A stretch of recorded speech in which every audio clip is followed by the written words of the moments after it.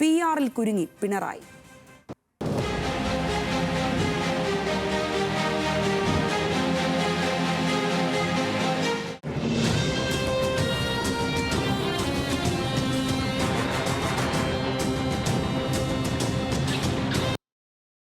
വിവാദ അഭിമുഖത്തിൽ വീണുരുണ്ട മുഖ്യമന്ത്രിയും പാർട്ടിയും. അഭിമുഖത്തിലെ വിവാദ പരാമർശം തിരുത്താൻ നടത്തിയ നീക്കം തിരിച്ചടിയായപ്പോൾ PR ഏജൻസിയെ നിയോഗിച്ചിട്ടില്ല എന്ന നിലപാടിലാണ് മുഖ്യമന്ത്രിയുടെ ഓഫീസ്. BJP ബന്ധമുള്ളതായി ആരോപിക്കപ്പെടുന്ന PR ഏജൻസി എങ്ങനെയാണ് മുഖ്യമന്ത്രിയുടെ അഭിമുഖത്തിന് പിന്നിൽ പ്രവർത്തിച്ചത് എന്ന ചോദ്യത്തിന് ഉത്തരവുമില്ല. PV അൻവറിന് മേൽ CPM-ഉം മുഖ്യമന്ത്രി നേടിയ മേൽക്കൈ നഷ്ടമാക്കുന്നതായി അഭിമുഖ വിവാദം. മലപ്പുറത്തെക്കുറിച്ചുള്ള വിവാദ പരാമർശം PR ഏജൻസി നൽകിയതാണെന്ന ദ ഹിന്ദു പത്രാധിപർ വിശദീകരണം വെട്ടിലാക്കിയത് മുഖ്യമന്ത്രിയും അദ്ദേഹത്തിൻ്റെ ഓഫീസിനെയുമാണ്. ദ ഹിന്ദു പത്രത്തിൽ ഒരു പ്രത്യേക അഭിമുഖം ഇപ്പോൾ നൽകിയ സാഹചര്യം എന്തായിരുന്നതിൽ കൃത്യമായ വിശദീകരണം മുഖ്യമന്ത്രിയുടെയോ അദ്ദേഹത്തിൻ്റെ പ്രസ് സെക്രട്ടറിയുടെയോ ഭാഗത്തുനിന്ന് ഉണ്ടായില്ല. ദ ഹിന്ദുവിൻ്റെ മാധ്യമപ്രവർത്തക അരമണിക്കൂർ മുഖ്യമന്ത്രിയുമായി സംസാരിച്ചത് നിഷേധിക്കുന്നില്ലെങ്കിലും PR ഏജൻസിയുടെ സാന്നിധ്യത്തെക്കുറിച്ച് മുഖ്യമന്ത്രിയും ദേശാഭിമാനി മൗനം പാലിക്കുകയും ചെയ്യുന്നു. വിവാദ പരാമർശം മുഖ്യമന്ത്രി അഭിമുഖത്തിൽ പറഞ്ഞതല്ലെന്ന് വ്യക്തമാക്കി വീഴ്ച സംഭവിച്ചതിൽ ഹിന്ദു പത്രാധിപർ ഖേദം പ്രകടിപ്പിച്ചെന്ന് ദേശാഭിമാനി മുൻ പേജിൽ വാർത്ത നൽകിയെങ്കിലും PR ഏജൻസിയുടെ പങ്കിനെക്കുറിച്ച് ഹിന്ദു പത്രാധിപർ വിശദീകരിച്ചത് പൂർണ്ണമായും ഒഴിവാക്കി. മുഖ്യമന്ത്രിക്ക് മാധ്യമങ്ങളെ കാണുന്നതിന് PR ഏജൻസിയുടെ ആവശ്യമില്ലെന്നും ഇങ്ങനെ ഒരു PR ഏജൻസിയെ നിയോഗിച്ചിട്ടില്ലെന്നും പറഞ്ഞ് തടി തപ്പാനാണ് മുഖ്യമന്ത്രി ഓഫീസും മന്ത്രിമാരടക്കമുള്ള നേതാക്കളും ശ്രമിക്കുന്നത്. എന്നാൽ ഹിന്ദു പോലെ വിശ്വസനീയമായ ഒരു പത്രത്തിൻ്റെ എഡിറ്റർ പേര് സഹിതം PR ഏജൻസിയുടെ വിവരങ്ങൾ വെളിപ്പെടുത്തിയത് കേവലം നിഷേധം കൊണ്ട് മറികടക്കാവുന്നതല്ല.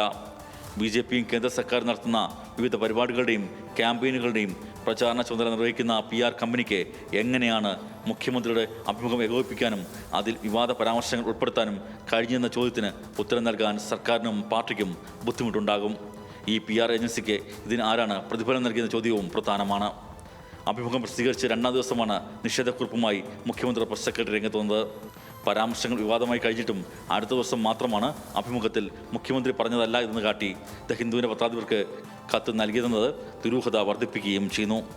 ഖേദപ്രകടനം നടത്തി ഒഴിഞ്ഞു മാറുന്നതിന് പകരം എന്താണ് ഈ വിഷയത്തിൽ സംഭവിച്ചെന്നത് ഹിന്ദു പത്രാധിപർ വെളിപ്പെടുത്തിയത് അക്ഷരാർത്ഥത്തിൽ ഊരാക്കുടുക്കിലാക്കിയിരിക്കുകയാണ് മുഖ്യമന്ത്രിയെയും പാർട്ടിയെയും. മഹേഷ് ചന്ദ്രൻ, ന്യൂസ് മലയാളം, തിരുവനന്തപുരം.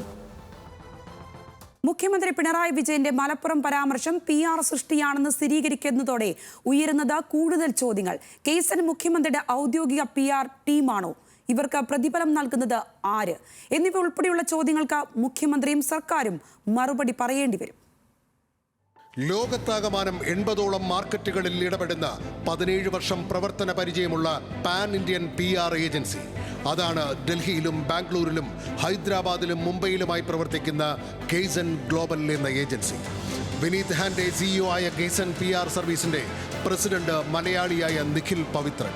എന്നാൽ മുഖ്യമന്ത്രിയുടെ അഭിമുഖ സമയത്ത് വിനീത് ഹാൻഡെക്കൊപ്പമുണ്ടായിരുന്നത് നിഖിൽ പവിത്രനല്ല, അത് സുബ്ബു എന്ന് വിളിപ്പേരുള്ള സുബ്രഹ്മണ്യനാണ്.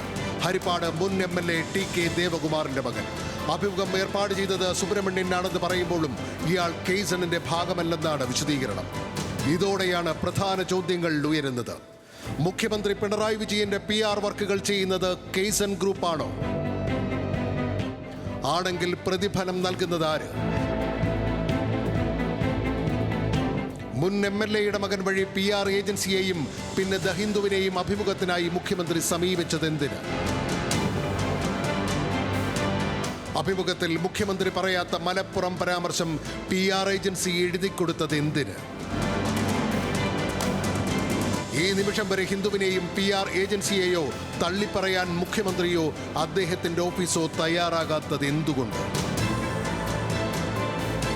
സാങ്കേതികമായി ഈ ചോദ്യങ്ങൾക്കപ്പുറം communist party of India Marxist രാഷ്ട്രീയമായി ഉത്തരം പറയേണ്ട ചില ചോദ്യങ്ങളുണ്ട്. മലപ്പുറത്തെയും അതുവഴി ഒരു പ്രത്യേക മതവിഭാഗത്തെയും സംശയനിഴലിൽ നിർത്തുന്ന സംഘപരിവാർ രാഷ്ട്രീയ അജണ്ട ഒരു കമ്മ്യൂണിസ്റ്റ് മുഖ്യമന്ത്രിയുടേതായി എങ്ങനെ വന്നു? ലോക്സഭാ തെരഞ്ഞെടുപ്പ് പരാജയത്തോടെ ഭൂരിപക്ഷ സമുദായം കൈയൊഴിയുന്നു എന്ന തിരിച്ചറിവിൽ ചില പ്രീണനങ്ങൾക്ക് പാർട്ടി തീരുമാനിച്ചിട്ടുണ്ടോ? ഇങ്ങനെ ചോദ്യങ്ങൾ നിരവധിയാണ്. ഉത്തരം പറയാൻ മുഖ്യമന്ത്രി എന്ന് മാധ്യമങ്ങളെ കാണുമെന്നാണ് ഇനി അറിയേണ്ടത്. ന്യൂസ് മലയാളം, തിരുവനന്തപുരം.